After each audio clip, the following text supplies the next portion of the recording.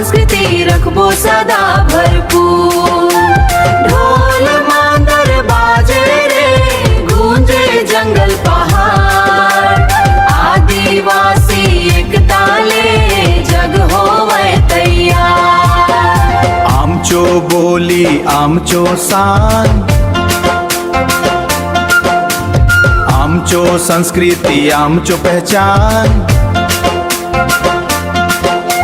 पुरखा मन के रीत रिवाज रखबो मिलके हर एक समाज, रखबो मिलके रिवाज रखबो मिलके हर एक समाज। जावा दादा जावा संगवारी सब जावा, जगदलपुर मन मिलके आदिवासी दिवस मनावा। नाचा गाना मांदर बाजे एकता के जोत जलावा। आमचो बोली आमचो संस्कृति दुनिया भर मन आगे बढ़ावा।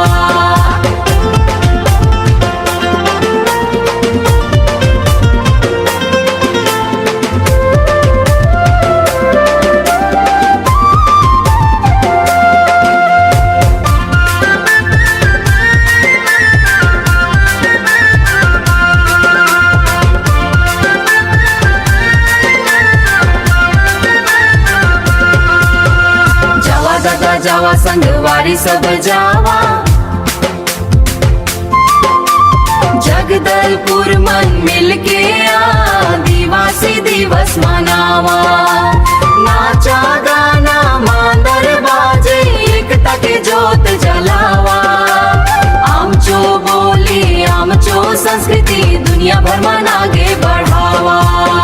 जंगल माटी नदी पहाड़ यही हमर असली अभिषेक।